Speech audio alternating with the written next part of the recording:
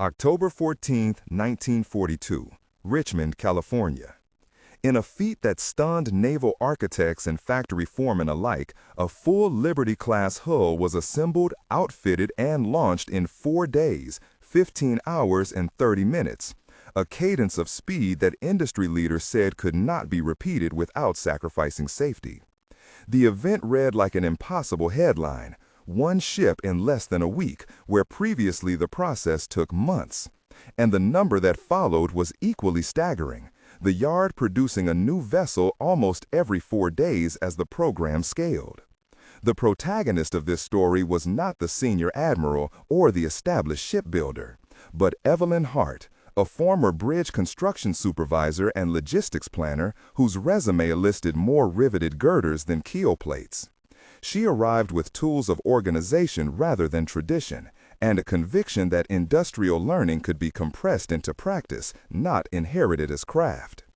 Established shipwrights and union elders watched with folded arms and raised eyebrows, whispering that such speed favored shortcuts. Yet the experiment Evelyn proposed would not merely shave weeks from a schedule. It would reconfigure how parts moved, how people learned, and how an entire wartime economy could be mobilized. Within months, hundreds of buildings and thousands of workers pivoted from piecemeal repair to a method that prioritized prefabrication, modular seams, standardized weld jigs, and a new idea Evelyn called the rhythm bench, a sequence of short, repeatable tasks that trained novices into productive hands in a matter of days. The numbers were indisputable. Output multiplied, downtime shrank, and the logistics chain moved from a trickle to a cadence measured in tons per hour. The air at the Richmond yard smelled of hot metal and oil, of sweat and varnish, the metallic ring of hammer and welding arc punctuating a persistent roar of cranes, while dust motes drifted in shafts of sunlight cutting between gantry rails. How could one trick change not only a timetable, but the social architecture of work itself? And what compromises hid inside such miracles? Every answer began with a single decision to rethink what a ship was in production, not just in the water. Evelyn Hart had come to shipbuilding from an unlikely trajectory, and her backstory helps explain why she treated labor like a system and learning like a process. Born in a small Ohio river town, she spent her youth watching barges and bridge walkers, climbing scaffolds with her father after school, and learning to read blueprints as if they were maps to hidden cities. At 19, she apprenticed with a regional bridge company and quickly developed a taste for sequencing heavy lifts and orchestration of crews under tight windows, an ability that made supervisors call her when schedules slipped. By her late 20s, she had managed dam reinforcement projects that required moving prefabricated spans in stages across swollen rivers, timing lifts with tides, and shifting crews on rolling timetables. World events folded her experience into new contours, and by 1941, she had consulted on factory layouts for an aircraft parts firm where she first sketched the idea of rhythm benches and station specialization. Her personal life was spare of drama and full of meticulous notes, a desk drawer of ledger cards and blue pencils. But she also carried scars from early accidents and the patient empathy for workers who asked for clear instruction rather than vague authority. She wrote obsessively about learning curves and cadence and argued that standardization did not flatten skill, but redistributed attention away from craft preservation towards safety, inspection, and iterative improvement. Her letters to municipal officials and to a few daring industrialists made little impression until a wartime procurement officer, desperate for capacity, offered her a single yard to redesign. That offer arrived with no guarantees and a roster of skeptics, yet Evelyn moved like a conductor who heard symphonies where others heard noise. Her backstory of bridges and dams explained both her stubbornness and her tenderness toward teams who had never seen themselves as makers of complex machines. She arrived with a mental inventory of jigs, block and tackle tricks, and the quiet insistence that every repetitive motion could be taught in a way that left dignity intact. The opposing voice in the yard was personified by Chief Shipwright Walter Pike, a man whose life had been built on the slow, exacting rhythms of traditional ship construction. Pike's backstory was shorter on formal education and longer on the apprenticeship model. He learned to shape hull plates by eye, to feel the stress of a rivet through the handle of a hammer, and to judge a seam by the way a toe of smoke curved off a welding torch. He had spent decades shepherding crews whose pride lay in mastery and who prized autosufficient judgment over instructions from planners. Pike distrusted prefabrication and standardized timing because his identity and the identity of many in his trade depended on the craft's authority. He feared that breaking tasks into smaller units would strip judgment from experienced hands and hand it to nameless forms. He feared for safety under pressure and for the erosion of a lineage that, for him, was ethical as well as practical. Pike's skepticism was not mere obstruction. It reflected a generational conflict about what industrial skill meant during wartime. His arguments rested on metrics and on cautionary tales of rushed riveting, and in quiet offices he kept a stack of incident reports that seemed to prove his point. That stack became a rallying document for others who saw Evelyn's method as a risky experiment at a moment when lives and ships were at stake. His backstory of hammers and tides and the smell of creosote made him a plausible antagonist in a story of acceleration. Evelyn and her small team began with plan and prototype. She visited an aircraft fuselage shop in Seattle where prefabrication had reduced assembly time by a known fraction, and she walked the long aisles, feeling the hum of conveyor logic. The inspiration was, if an enormous structure could be built from modular subassemblies in a linear flow, why could a ship not be too?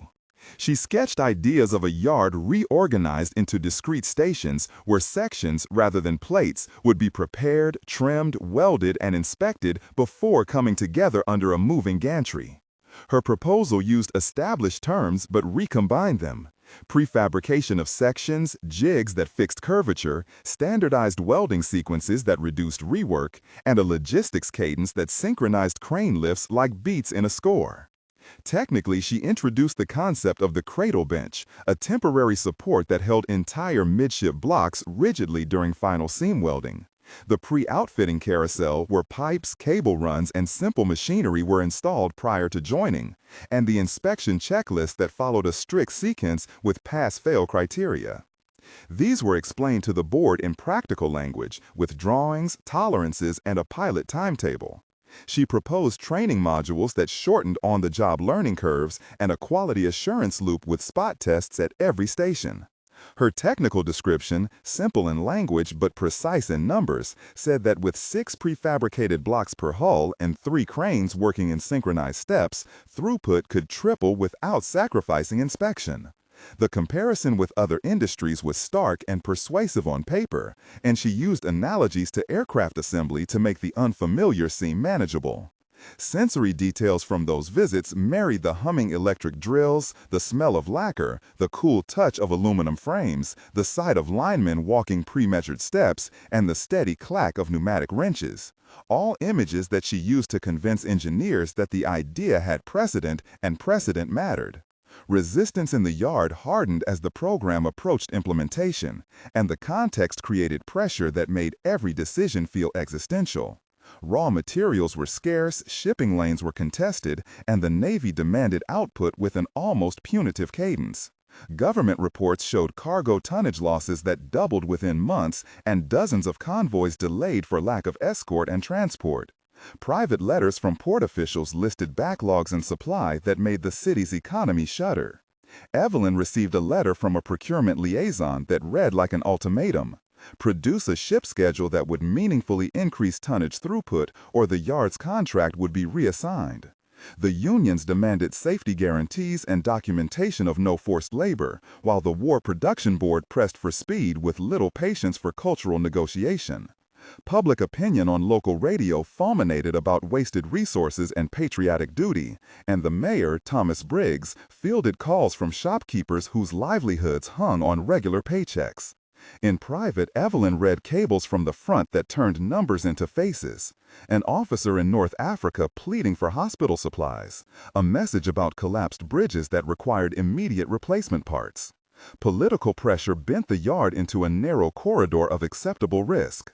Letters were exchanged, and in one closed meeting, foremen produced incident statistics and extrapolated casualty scenarios should a rushed program allow defective welds to pass inspection. These were not theoretical threats. The very risk of loss at sea turned procedural debates into moral dilemmas.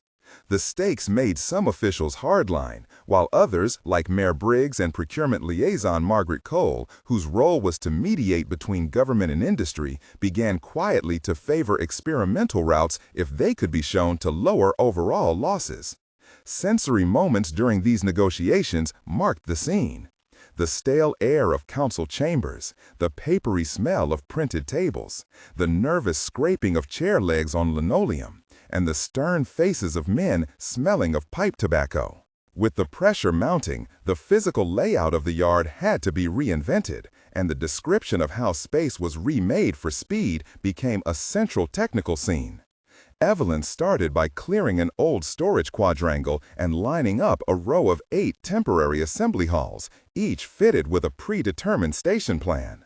She ordered cranes repositioned on rails that allowed synchronized lifts over a long, straight assembly track, and she established jigs that could clamp a section in the exact vault needed for final seam welding. The description of the space includes the clang of hammer on steel, the whine of overhead hoists, the smell of heated flux, and the oily tang of chain links, the gritty feel of sand under boots, and the visual assault of scaffolding arrayed like ribs. The logistics flowed like choreography. Prefabricated midship blocks arrived by truck to stalls where carpenters and pipe fitters did pre-assembly. Electricians pulled harnesses into channels prior to joining, and a moving inspection gate verified alignment before the crane sealed the seam. The process technicalities required precise phrasing. Prefabrication meant that sub-assemblies were manufactured off the main slip, outfitted with piping and other installed systems, then lifted into place for final joining. This reduced cumulative welding time and localized inspections, and the notion of the rhythm bench formalized how novices learn tasks in a pattern of repetition with immediate feedback. The yard placed benches with templates and stencils where rivet and weld placement were practiced against a measured tempo, with mentors supervising multiple stations, each with a color-coded checklist that marked the progress of every section. The physical change in the yard was dramatic. Gantries traversed like metronomes, slat conveyors moved fittings in a steady line, and the yard smell pivoted from brine to a consistent olfactory of varnish and flux. The process technical description was concise and readable, explaining in 300 or so characters how synchronization of cranes and prefabricated units reduced idle time and increased throughput while maintaining a sequence of inspection. Humanity and training became the dramatic heart of the program.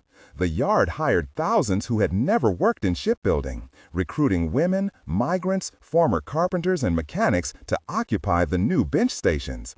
Announcements went up in local papers and shop windows. Train in 2 weeks for essential war work. Recruitment centers buzzed. Lines moved with the quick rustle of paper forms. And people brought neighbors' recommendations as if they were credentials. Training classes were short, intense, and practical. There were demonstrations of welding technique where the instructor, Robert Chang, held a torch and showed arc length by the glow on a test plate. The smell of ozone cutting the air, the heat pressing on faces, the metallic tang on fingers, and the rough texture of gloves worn thin by contact. Clara Ruiz taught pipe fitters how to use a simple gauge to ensure proper alignment. Training that included a ritual of tapping a clamp 3 times when a fit was correct.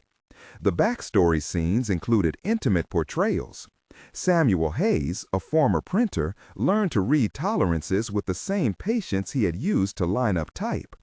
Eleanor Price, a teacher, organized literacy sessions in the evenings so that new recruits could follow memo instructions. And James Walker, a foreman with a background in locomotive shops, translated Evelyn's technical forms into street-level routines. Training modules compressed what had once been months of apprenticeship into 16-day blocks with hands-on drills, paired practice, and a certification pass-fail check. The human scenes were vivid with sensory detail. The ringing of a bell marking the change of station, the chalk dust in the air where notes were scrawled, the clatter of metal stools, the smell of boiled coffee in a designated rest tent, the rough stitching of work jackets, and the quiet laughter shared when someone finally nailed a tricky weld. The sociological consequence was immediate. People who had not considered themselves skilled found work that paid better and gave status, and entire families were suddenly tethered to stable income. Yet the personal costs were also real, as new routines required long shifts and bodies adapted painfully to repetitive motions. Dialogue scenes were extensive and deliberately stretched because conversation revealed both technical details and human stakes. In the central planning room, Evelyn, Walter Pike, Mayor Briggs, Margaret Cole, and Foreman James Walker argued in a multi-exchange scene that spanned the widths of tension and persuasion. Evelyn said, "We will break the hull into 3 prefabricated blocks and certify each block independently." Pike replied, "That ignores the seam integrity when you join them under a rushed schedule." Evelyn answered, "We will inspect seams with a 2-stage protocol, non-destructive testing and visual inspections before final closure." Pike countered, "Non-destructive testing cannot replace the judgment of a journeyman who feels a plate flex." James Walker intervened, "Judgment is valuable, but we do not have the journeyman numbers to cover lines at this speed." Margaret Cole asserted, "The city cannot afford throughput failure. We need proof of concept in controlled steps." Evelyn leaned forward and said, "Allow me a pilot of 3 ships. If inspections fail, we will stop." Pike hissed, "And if they pass, will you admit you borrowed from traditions you now dismiss?" Evelyn softened, "I am not here to erase tradition. I am here to structure learning so judgment is exercised where it matters most." The exchange continued with back and forth that totaled 12 distinct turns, each line carrying subtext and sensory inflection like the scrape of chair legs or the clink of a teacup that punctuated a pause. Secondary dialogue scenes appeared across the yard with at least 6 exchanges between trainers and recruits, sometimes playful, sometimes urgent, each recorded in naturalistic speech that revealed both character and procedural detail. The program entered a period of competition and public spectacle as officials decided to publicize the pilot to build morale and to attract more labor. Local newspapers sent reporters, and snippets of the yard made evening newscasts. A public timer was installed on a billboard, counting days and hours between launches, and wagers of sorts formed in the city bars about whether the yard could sustain cadence. Internal contests appeared too, as teams vied to reduce defect rates and improve cycle times. Turnouts were intense, shifts overlapped under a raw canopy of floodlights, and the air filled with the metallic whine of grinders and the distant thud of pneumatic rivet guns. The yard staged the competition where 2 crews assembled identical sections with different process tweaks to test efficacy. Evelyn watched as metrics streamed in: time per weld, rework minutes, inspection pass rates, and human error incidents. Reporters noted the smell of heated steel and oil in their notebooks, the glare of welding arcs photographing like miniature suns, and the taste of cinders on the air on windy nights. These contests accelerated learning, forcing iteration on tasks like weld bead consistency and pipe alignment.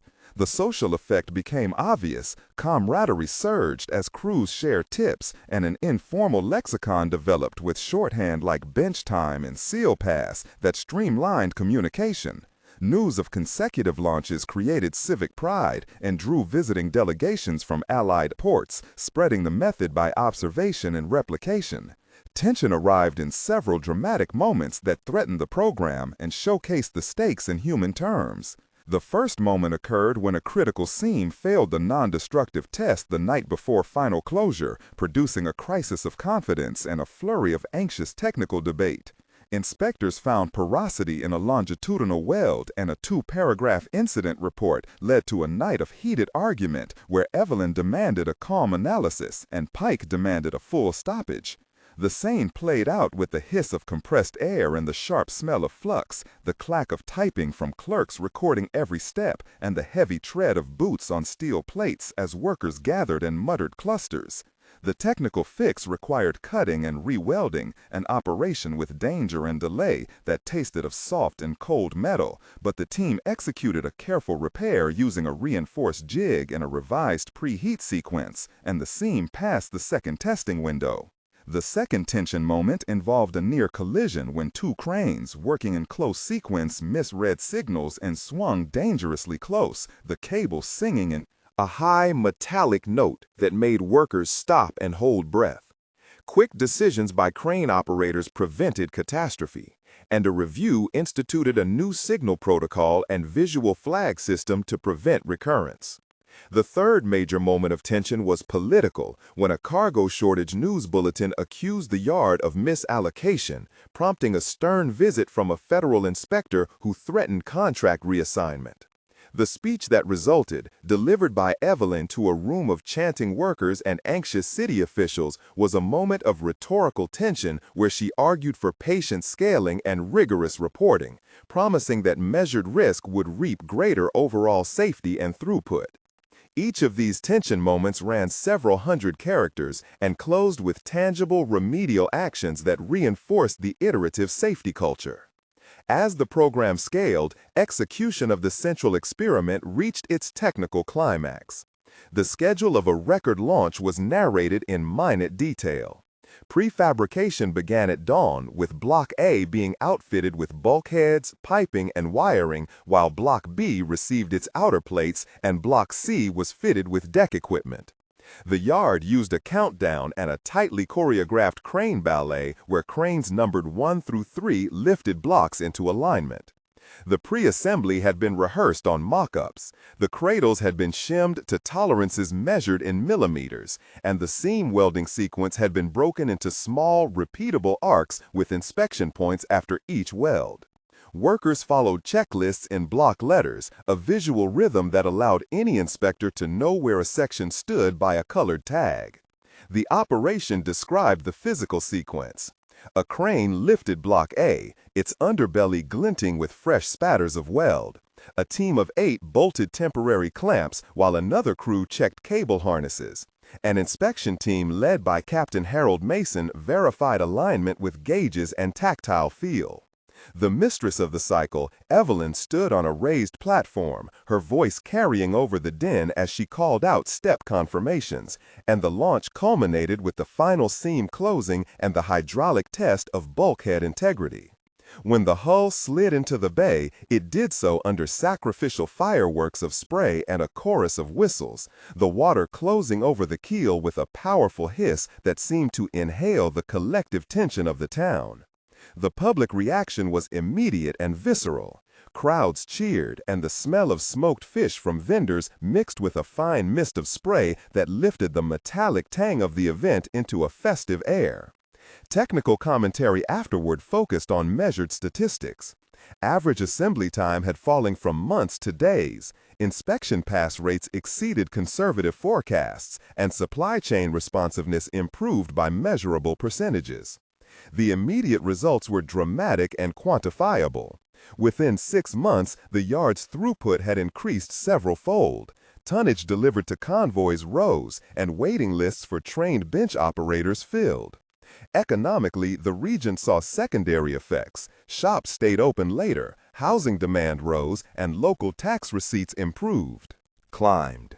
Socially, the program produced a new cohort of skilled laborers, many of whom had been excluded from traditional trades, and their new wages circulated through the local economy in a way that shifted consumption patterns. Nevertheless, the program also revealed problems. Initial quality defects appeared in a minority of installations. Some early recruits suffered repetitive strain injuries, and a few ships required post-commissioning repairs at sea. These failures prompted official reports, a new round of training in ergonomics, and a tightening of inspection protocols. The method nonetheless disseminated beyond Richmond, as visiting delegations and published reports carried the idea to Allied yards.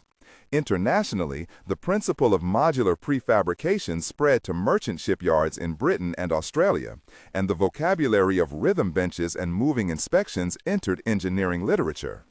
The narrative of innovation, therefore, was not linear utopia. It was a sequence of improvisations, corrections, and policy debates that balanced speed and safety. At approximately one-third into the narrative, after the description of planning and prototypes, the production pauses for a moment to speak directly to the viewer and invite engagement. If you are surprised by how quickly an entire industrial process could be reshaped, you are not alone. Historians and engineers were split between cautious admiration and outright skepticism. Did you know of a local project where an unlikely idea became reality against similar resistance? Tell us in the comments with the city and the year at the start of your message so others can find patterns across regions. Sharing your example may help others see practical tactics that apply in different contexts, and we will review notable submissions for future episodes.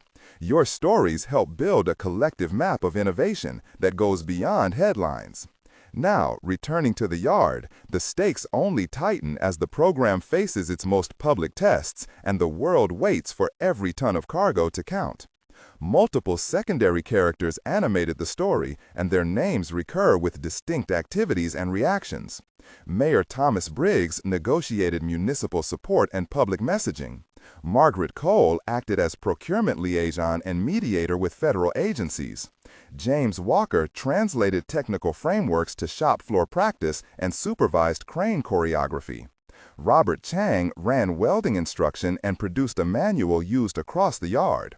Clara Ruiz coordinated pipe fitting and ran evening literacy sessions.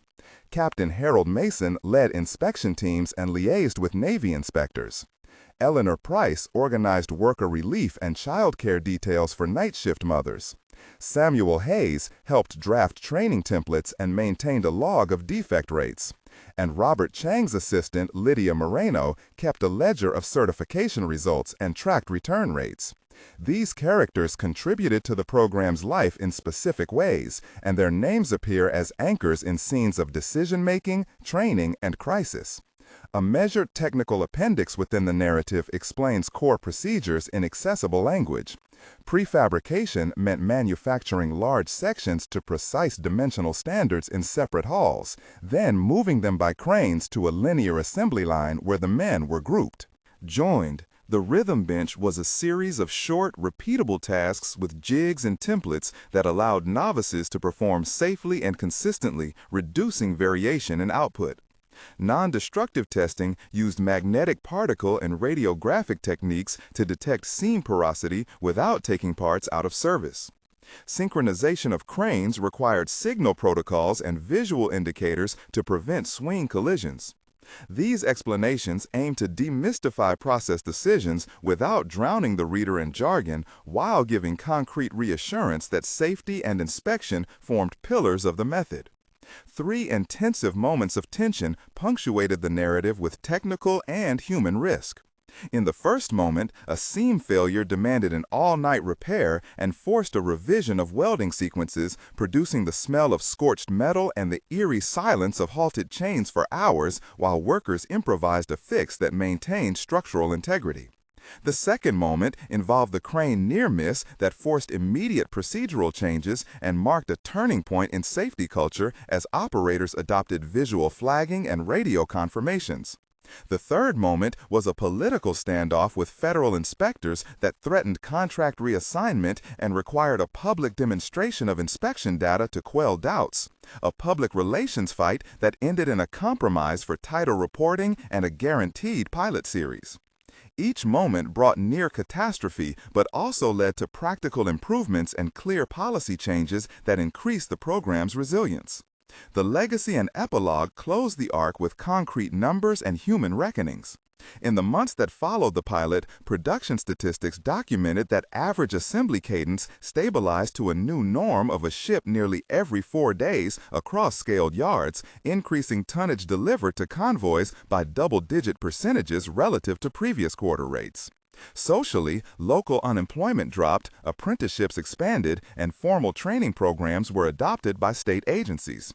Critics remained. Some argued that modularization eroded deep craft knowledge and that the program prioritized speed over long-term craft sustainability. But the net effect on wartime supply was clear.